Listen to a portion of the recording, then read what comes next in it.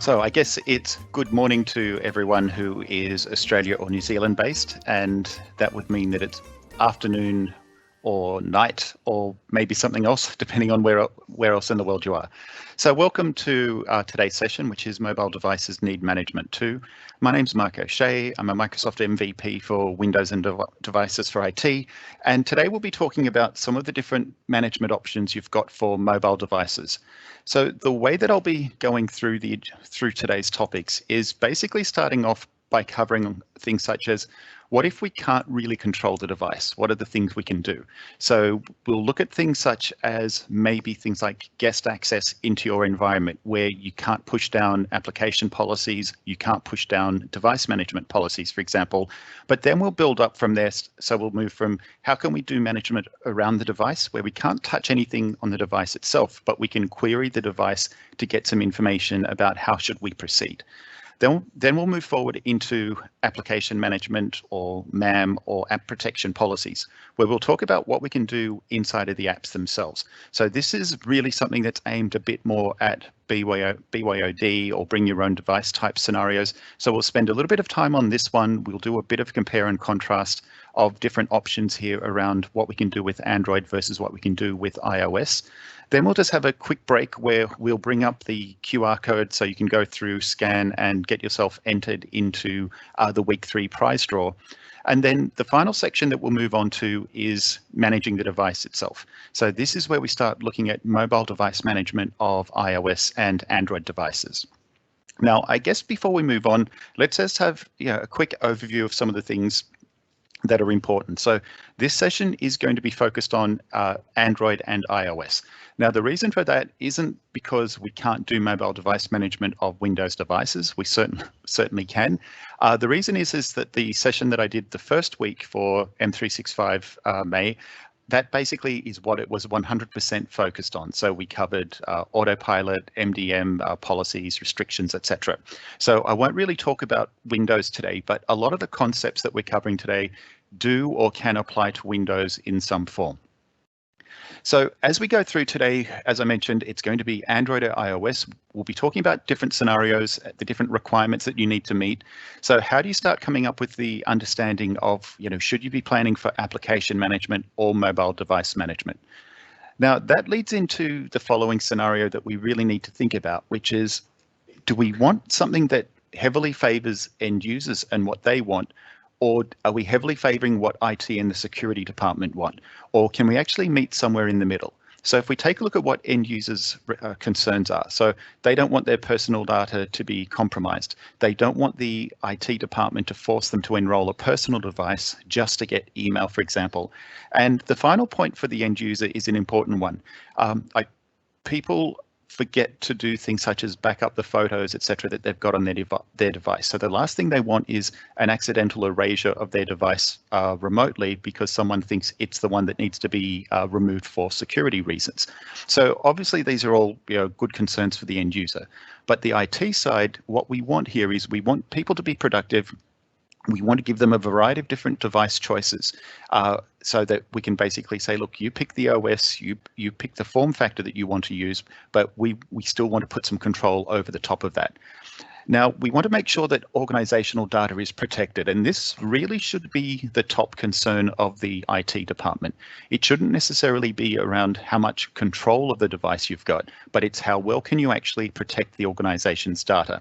Now, in some cases, the two of them may align perfectly, but in other cases, you might find that there are additional management requirements that you need that do extend beyond just protecting corporate data. So even things such as connecting to corporate Wi-Fi might mean that we need to start doing a bit more device management as opposed to pure application management. And then the final thing is, regardless of whether we're going down an application protection policy path, or alternatively, if we're doing MDM, we don't want it to be something that really interferes with the user's ability to use the device productively. We want the security and the control elements to be things that don't get in the way of the user trying to get their job done. So to kick this off, let's start off with the easier option, or the easier choices when it comes to iOS. So with iOS, we've got two columns here. We've got device admin and we've got app protection policies. So device admin, just think of that as mobile device management. Now, the reason why I'm using that term here is it will make a bit more sense in the next slide where we talk about Android.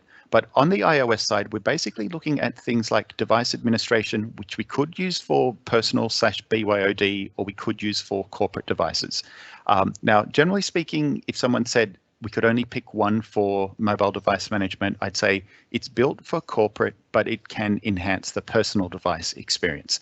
So this will make a bit more sense as we go through the list.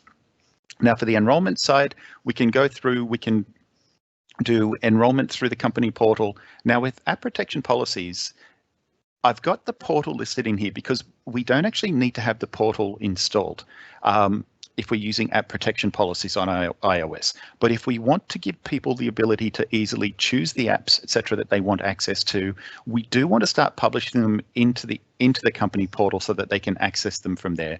So here you can see that they're both targeting the user as opposed to the device itself. We're using the company portal as the recommended location to find recommended apps for the company. With the app protection policies, you'll see that this does go through and separate corporate data from personal data. So this means that if we need to do a remote wipe with an app protection policy on your personal device, it means that we're not going to negatively impact the device. We're only wiping corporate data from that. Now, once we get to the PIN settings, you can see that we've got device PIN versus app PIN. So if someone says, look, I don't want to put a PIN on my phone, I find it too inconvenient, well, we can still get away and say, okay, we won't put a PIN on your phone with app protection policies, but instead we can put PINs on the applications themselves. So anytime you're going to access anything work-related, that's where we'll go through and prompt you. Now, that prompt will be something that kicks in the first time you go through and try to use those services. So it will ask you, what PIN do you want to use? So you can start putting some rules in place around the complexity of the PIN requirements, and we'll cover some of those things a bit later. Now, the final bit, and I kind of referenced this a little bit earlier, is once we are looking at full device management or device administration, this is where we can start doing things like pushing out Wi-Fi certificates, VPN profiles, other things that are required to get the device onto the corporate network. Now, in some organizations, I know that the way that they approach this is they might still have a policy where they'll say, okay, if it's a personal device, we don't actually want it on our corporate network. So inside the organization, they might have two Wi-Fi networks exposed. One of them could be just a general purpose, internet connection, which isn't forcing you to go through things like 802.11x or other certificate requirements. But then they'll have their corporate network, which does require those. Now, if it's an org that really just wants to standardize and simplify, they might decide that device admin or MDM is just a better fit overall, because it means they only need to think about one way of doing things as opposed to making sure they're trying to achieve some kind of parity with the different kind of processes they've got. So that's the simple one. Now, once we get into the Android side, and I'm sure those of you who do work on the Android side are already quite familiar with some of the things that we're seeing here, is we do have a lot more options over on the Android side.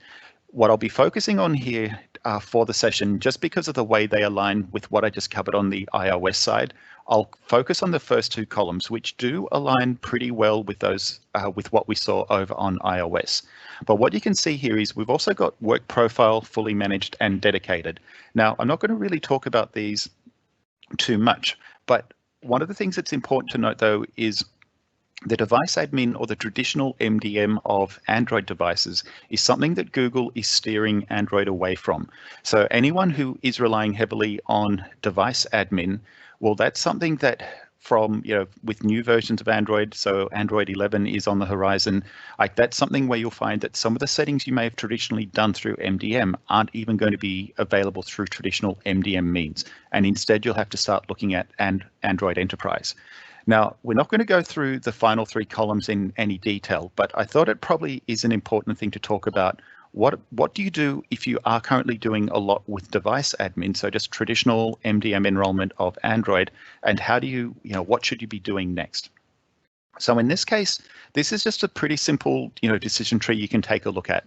So if we're currently using device admin, then if it's personal device, well, maybe we should look at using Android Enterprise, but using a work profile.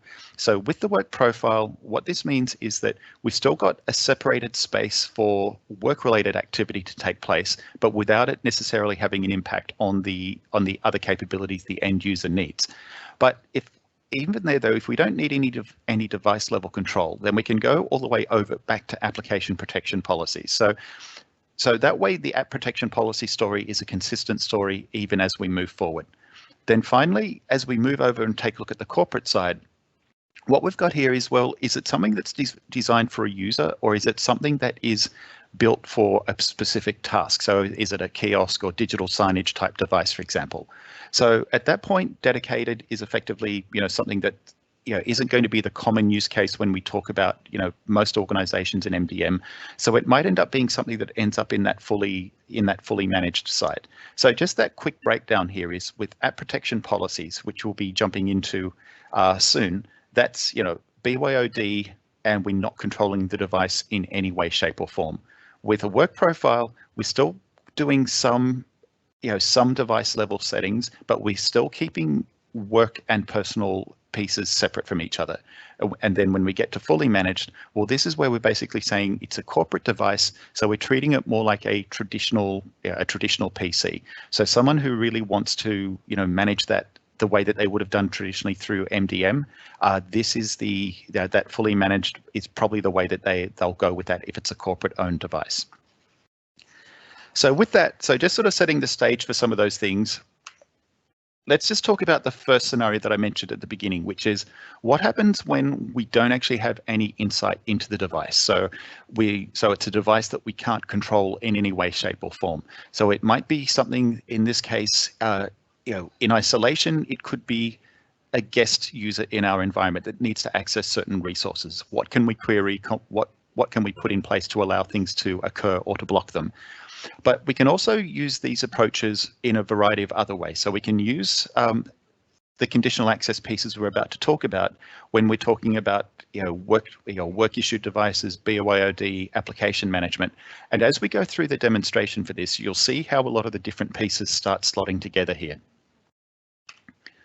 So if we go through and just talk about conditional access briefly, normally with conditional access, there's quite a few different things we talk about as we go through this, where we're talking about all of the different conditions that get processed before it decides whether or not you can get access to the resources over on the right-hand side of this image.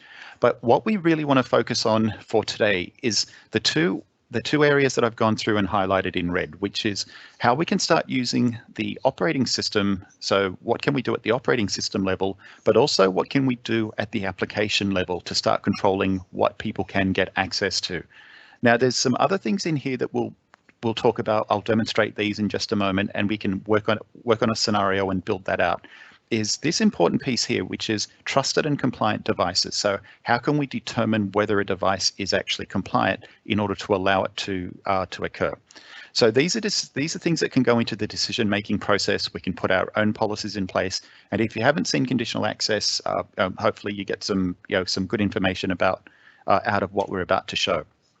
So let's just switch over to Endpoint Manager now, so we can take a look at Azure Active Directory conditional access. So I guess one of the important things we probably should kick off with here is that when we are using conditional access, it requires Azure Active Directory Premium in order to do that. So it doesn't matter if we're talking P1 or P2 for what we're covering here. Pretty much the licensing, mostly for what I'm talking about today, it's going to be like an Intune license, and your Azure Active Directory Premium P1 would kind of be the starting point for this. So let's jump in and take a look at conditional access. So in this case, you'll notice that I'm doing it through Endpoint Manager. So I could go through to Azure Active Directory and do a lot of the same tasks in here, but I'm trying to keep it all within this one console for now. So just so that, mainly just to sort of show people that, if you don't need to bounce back and forth between as many portals to get things done as you may think sometimes. So let's just jump in and we'll create a new policy. So for the first piece of this, let's just assign it to everyone. I don't want anyone to be immune, but as we're walking through this, it gives you recommendations saying, hey, you probably should have at least one person or one account that can sort of get in to undo something just in case anything goes wrong. But for this one, notice here that the default option here is for enablement is to go into report only. So even if I go through, put in quite restrictive settings and then hit create, it's not going to block anything. It's just going to start logging what's taking place there. So I'll just keep this as all users for now. That's good. Now for cloud apps or actions, let's just select certain cloud apps here, seeing that we're mostly talking about M365 related pieces here. Let's just click on the O365 option here. And this is just a preview, which if I hover and stay over that, what you can see here is that this is just going to give us, apply this policy to Office 365 and related services, rather than me having to go through and choose Exchange and SharePoint and Teams and Yammer. I can just go through and choose this one option, and that will go through and basically select all of them for me. So just a bit of an easier process. Now, once we start getting into conditions, so now we're talking about the services that we want to restrict or allow people to access. So I'm only going to be focused on a few of the areas here. I won't go through everything, but let's start off with device platforms, because this one does relate directly to what we're talking about. So I might say that I want to build out a policy, in this case, to allow people through if they're using Android or iOS. Now, generally what I really want to do here in most cases is probably build them out separately from each other rather than doing Android and iOS together. I'd probably try to sort of make them a little bit more granular so that I could just make it a little bit easier to make adjustments to one that wouldn't necessarily have a negative impact on the other. But for the sake of today, let's just choose those two. Now I could figure locations as well, so I can say I want this to sort of occur from certain locations. So I've got a few different locations in here. I've got my internal trusted ranges, so people coming from the corporate network, places that I know staff members go to, and then places that I know staff members shouldn't be going ends up in that places I don't trust. But for this one, I won't worry about applying that one, so I'll just turn that off. Now, the other thing that is important here is this client apps. So things that we should be doing anyway. So this is not 100% related to what we're covering here, but it's something that you should be aware of anyway, is we should be already at a point where we're trying to eliminate usage of things like ActiveSync and moving across to things that support modern authentication. So basically here, using a browser that supports modern authentication and using apps that support modern authentication. So that way we're basically preparing for things such as Exchange Online is over the coming year is going to be losing support for legacy authentication options that are kind of high risk things to keep exposed there today. When we take a look at people launching attacks against O365 environments, basically it's legacy authentication against Exchange that seems to be what trips most people up. So let's just start blocking some of that pretty easily. Now we'll come down to Grant. So here's where we can start seeing some things that directly start tying into some of the things we'll be covering as we go through this session. So the first one here is, so let's just say we require MFA. That's just a good option anyway. Now in this case, require the device to be marked as compliant. So this means that the device is reporting in as healthy to Intune.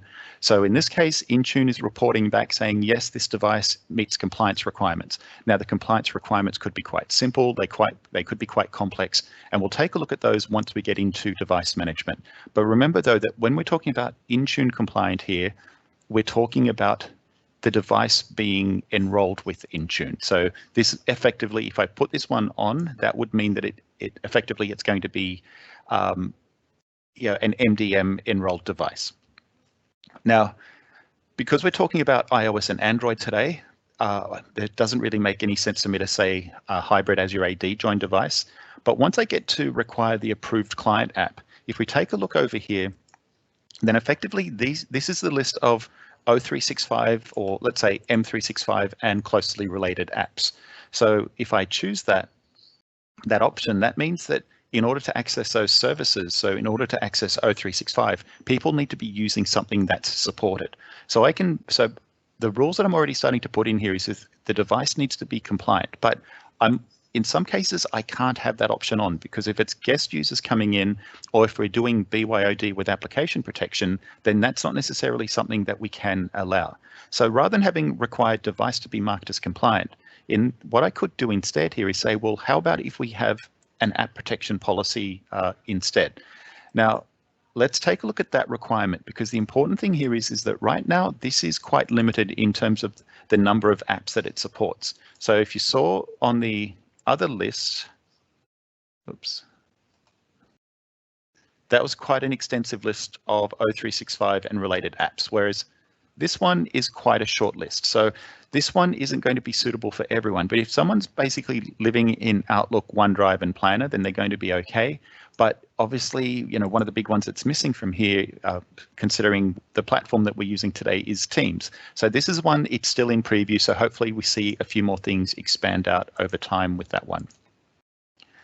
So in this case, let's say require device to be marked as compliant, but I'll turn off the app protection policies. And now for the final bit, if we jump in and take a look at the different controls we can put in place here. Now there's a couple of other things we can do here. So something such as use app enforced restrictions.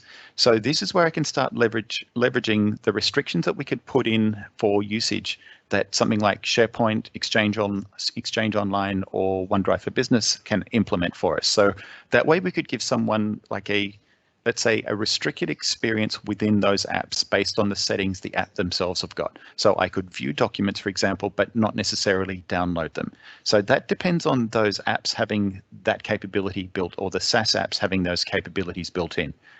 But the other one that we've got here is use conditional access app control. So in this case, I can start putting policies in place saying, I want to put policies in place that prevent the download of things from certain apps. So I can basically start getting a bit more control here. So if it's a device that I am managing, that I get insight into, that I can get good information about, is it compliant, then I probably don't really want to be too restrictive on that device. But for the devices that don't meet that requirement, then all of a sudden I can start putting a lot more restrictions in. So now I can go through and it's saying that, do I want to exclude devices? And because it's report only, I don't care that people get prompted. That's okay. So I'll just switch that on. Okay, and it probably helps if I give it a name.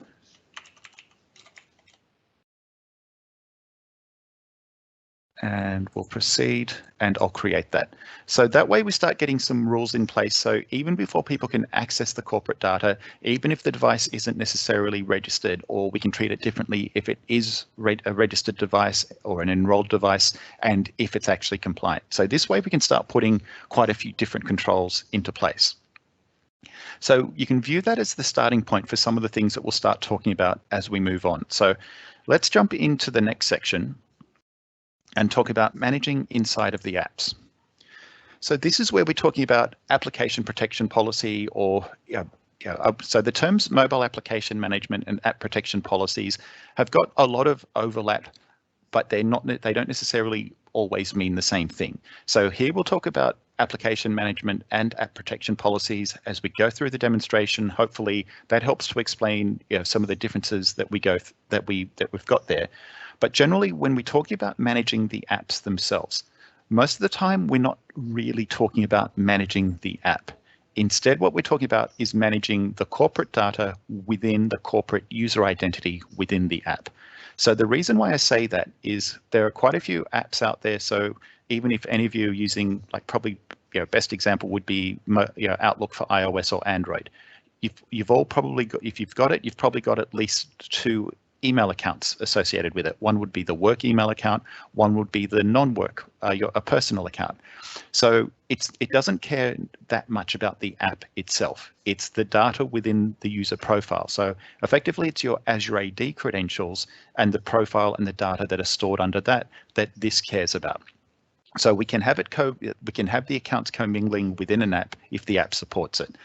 But it means that when it's time to get that work-related data off the device, we don't have to remotely wipe the device, or we can't in this case. All we can do is remove work-related content from that.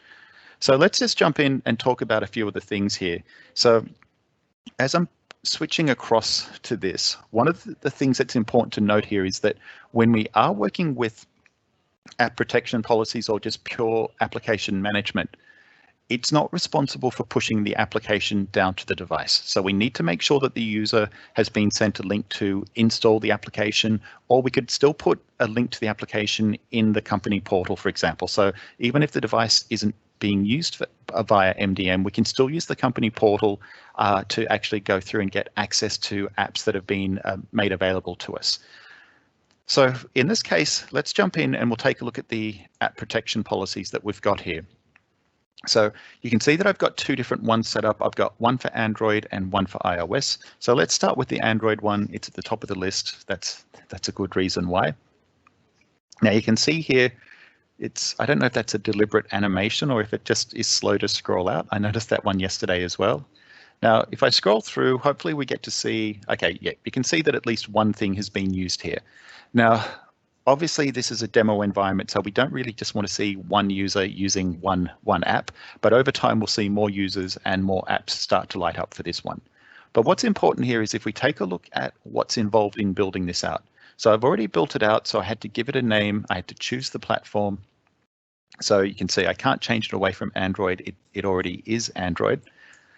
So let's jump in and take a look at the apps that I've got in here. So I've just gone through, and to be consistent with what we saw in the conditional access side, I just pretty much chose things that were Microsoft or M365 related rather than adding in anything third party. So target the apps on all types of devices. So what that means is, do I want it to be targeting unmanaged apps, device administrator apps, or Android Enterprise? So this is where you can start already seeing that some of the Android differences that have come through in terms of future management approaches have already been lighting up in the Intune portal for a while now. So if I was just using MDM and I wanted this to also apply to that, I could choose this one. But these are ones that I built purely for an unmanaged device, so a device that's not enrolled with Intune. So I don't need to save that, but let's come in and start taking a look at the data protection policies. So in this case, the policies that I've got put in place here is when you're signing in with those work credentials and it's configuring things, that data from within that app related to your work profile won't be backed up. So it's not saying that your phone can't back up. It's just saying that within the profile of these apps, that data that's work related can't be backed up. We can put restrictions in place around where data can come from and where it can go to. So generally, we want to prevent internal data from being saved to external locations. So in this case, what I've got is the ability to prevent it from being saved out to local storage. So if I just want to keep this data in OneDrive or SharePoint, for example, and prevent you from saving it to like a flash drive that you've added to your phone, then that way, basically that's easily blocked here. So I mentioned things like restricting cut, copy and paste, etc. Do we want to block screen captures? Do we want to approve third-party keyboards? Do we want data encryption? Do we want to block synchronization with contacts on the device itself? What mobile browser do we want to use? So a few settings there, but once we get down here for the access requirements, here's where you can start to see that it's, even though we can't control the device, we can do controls around the app itself. So we could put a pin on the device. So in this case, I'm saying that I want a 6-digit minimum alphanumeric character, but that I will allow people who've got fingerprint readers, etc., on their device. So they will be allowed. Now, other things in here is if we jump into the next section and take a look at the conditional launch. Here is where we can start doing things such as if I want to put some rules in place around maybe the minimum version of the application, so that if it's a version of the application that's old and the user hasn't updated it, and this might be an indication that they're using an older version of Android, I could go through and say, okay, minimum app version, let's say, in this case, because I've got so many apps, this is something that's not really going to make too much sense, so I won't save it because it really isn't going to do very much, except cause problems.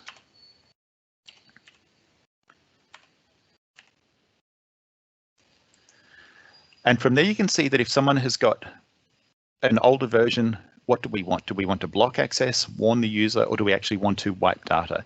Now, we might start off with warn for a few weeks, and then we get to the point where we block access or wipe data. So it's really up to you what you do from there, but I'll get rid of that one.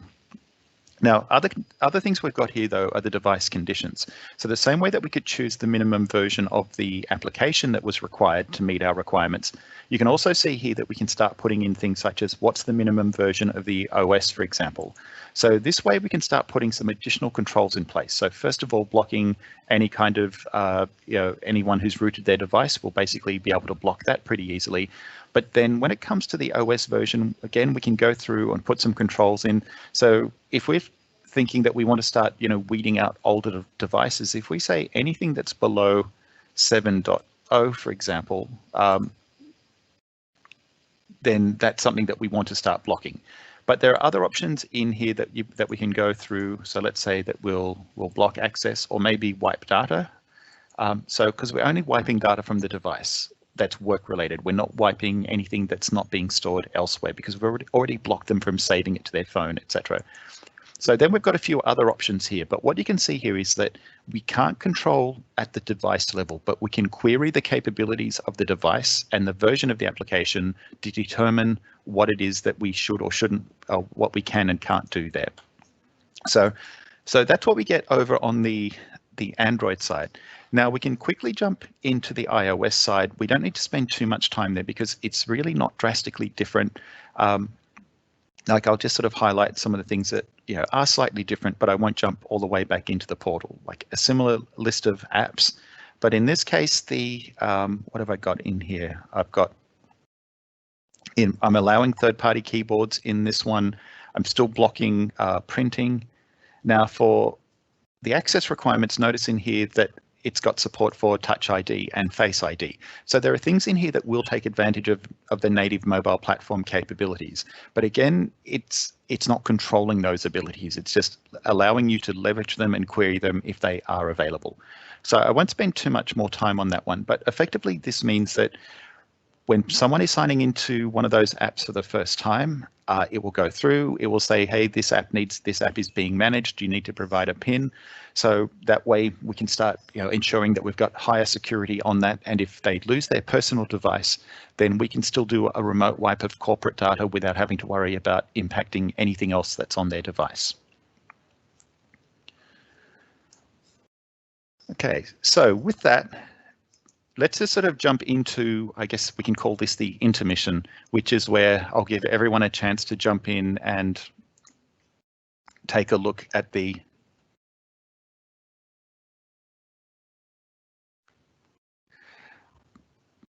so if you get the QR code, and I'll leave this up for a minute. And I'm just seeing that there's a question up there. So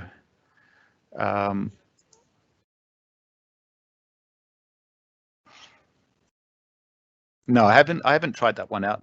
So the question is, do you know if they've fixed or are fixing the loophole of copying from a work doc to a new unsaved document? I haven't seen any update about that one, so not too sure.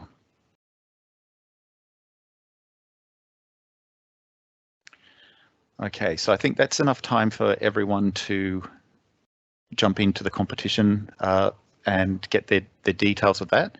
So what I'll do now is we'll just jump back into the session and quickly talk about managing the device itself. So one of the things that you saw, especially on the Android side, was that there are quite a few different choices here. But in this case, in what we're covering today, we'll just focus a bit more on the device management or the device administrator side. But knowing that if you have been relying on that, that's something where you do need to sort of come up with the strategy around what's going to make more sense for you moving forward. Now, if an organization really wants to protect everything on the device itself, so they want to sort of start protection from the moment the device turns on, and making sure the device is encrypted, making sure the device has a PIN, etc., through compliance policies, then these are things where we really do need mobile device management for those capabilities. So we can combine mobile device management with application protection policy. So you saw that in the Android one, where I could have chosen to deploy it to unmanaged devices, but I could also apply that same policy. So that way, rather than it just being something that is at the at the application level, now we can start layering that as another level of security over and above what we can do at the device level itself. But what we find in a lot of cases when people might start off with a bit of a BYOD journey and start with application protection policies, what we find in a lot of cases there is once they start trying to integrate those devices into their corporate network, and especially now when all of a sudden people are expecting devices to be able to connect via VPN, etc., then sure, you could go through and manually install a lot of those components onto your own phone, but it's probably not something you really want to do. It's probably going to be easy for you to go through and set up certificates, VPN profiles, etc., via an MDM profile. So let's jump in and take a look at a few of the things in here. So in this case, what you're going to be configuring through mobile device management itself or through the policies or restrictions, it's really up to you, but we'll sort of just work through a few key things that are going to be fairly consistent in most organizations. So let's just switch back across to the browser and let's start off just in endpoint security again. So the reason I'm starting off here is just so that we can jump in and take a look at device compliance. So here you can see that I've got a few different device compliance policies. So in this case, if we take a look at the compliance policy for Android, and I've got a similar thing there for iOS as well. And all this is really doing is putting a policy in place saying, make sure the device isn't rooted. So basically, I want to know that I can trust this device from the second it turns on. Now, on the iOS side, we've got similar configuration options. We've got similar things over on the Windows side. And depending on the platform that we're protecting, there will be certain OS-specific things that do get exposed through here. But we'll just keep it fairly simple. So this is where that initial compliance policy reference that we were talking about, Intune reporting compliance back to conditional access, that's tied back to whether or not your device is meeting these requirements. So rather than focusing on that compliance side, let's jump over to devices and maybe we'll start off with applications, because applications are one of the things that we can't deploy through, we can't assign apps through mobile application management or app protection policies. We can send links to people, we can put them into the portal, but we can't actually force those down onto the device. So in this case, let's jump across to apps and we'll say that we want to deploy a new iOS app. Now, the reason why I'm choosing iOS in this case versus Android is because it's a much nicer process. On the iOS side, we're just going through, we're saying that we want something from the iOS store, and basically we just search. So you saw that I had Word, which means that I probably want to put, maybe let's add Outlook into here, and we'll change it to Australia. Not that that should really impact this one. So you can see what it does here. It goes through, it grabs all the appropriate information. Now in our org, we might already have some policies in place saying that, let's start blocking it so that we don't want things getting pushed down to older versions that we don't want to support. So we might start putting something in place saying, if you're not on iOS 12, even though we know that this app might support something earlier, we don't care. We don't want to be supporting anything below iOS 12 for this app. Now, in this case, the different device types are iPad, iPhone, and iPod. So let's just leave those as is. We'll make it a productivity app. And that way we can make it a featured app in the company portal. So if someone goes looking for it, they can find it and install it. Now for the assignment, we really should be going through and targeting, doing quite specific targeting rather than just all users or all devices. Now, for the sake of simplicity, I'll just say all users, even though this is something that we probably shouldn't really be doing. We should be choosing who we want this to get pushed out to. But again, what you can start seeing in here are options such as, do we want to make it available for enrolled devices? Do we want to make it available with or without enrollment? So that way, if we're talking about people who are using unmanaged devices, now again, all users isn't the group you should be using. I'm just using it because it's there. This way that anyone who goes into the portal will see that Word for iOS, Outlook for iOS will be an option that they can easily install from there.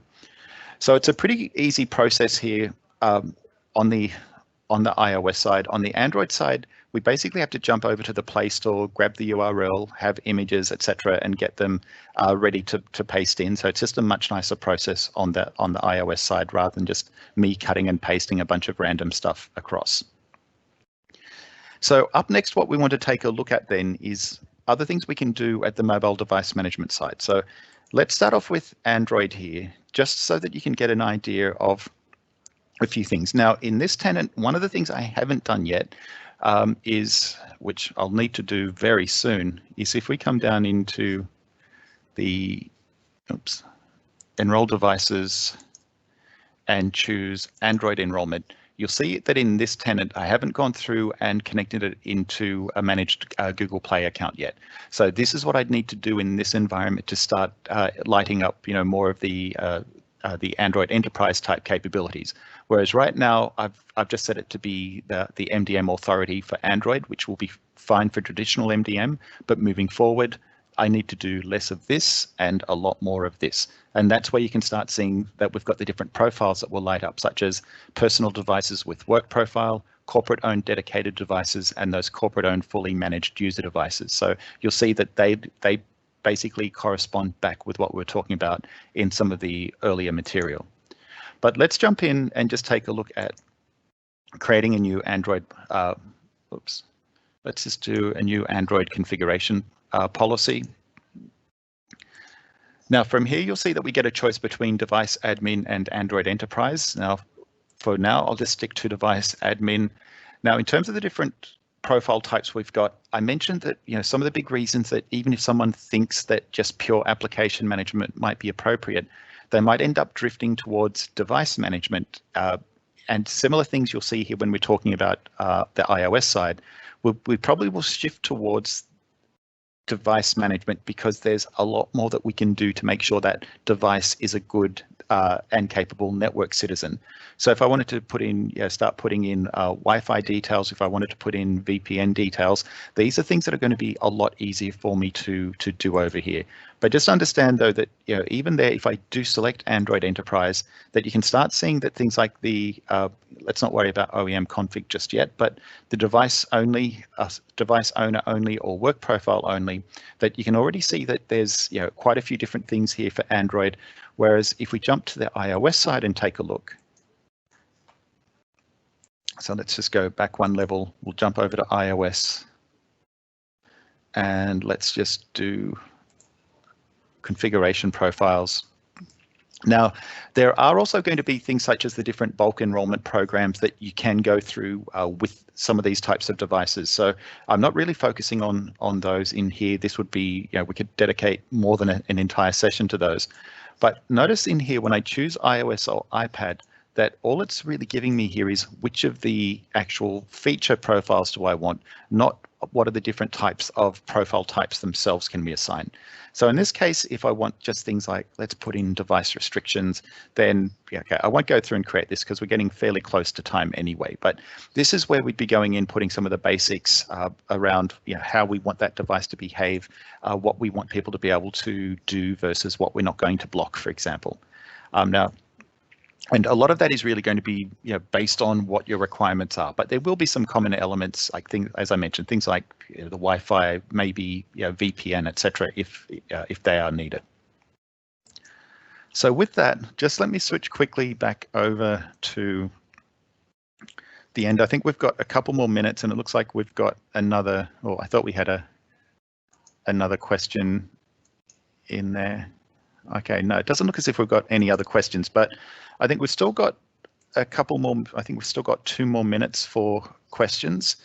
So if you want to just drop any additional questions into the chat window, and while you're doing that, I'd just like to go out to the final slide, which is to provide a thank you to the sponsors. There have been a lot of organizations involved in basically making sure that this event happens. So there's been a lot of under the cover work here being done by the event organizers, but also getting support from the sponsors definitely makes it a lot easier for everyone. So I'd like to extend my thanks for being given the opportunity to jump on to go through some of these topics. And I guess if there are no more comments coming through or any questions, which it doesn't look like, I'd like to thank everyone for for jumping on. And for those of you who it is your Saturday morning, enjoy the rest of your Saturday morning. And for those of you where it's Friday night, enjoy the start of the weekend. So thank you very much, everyone.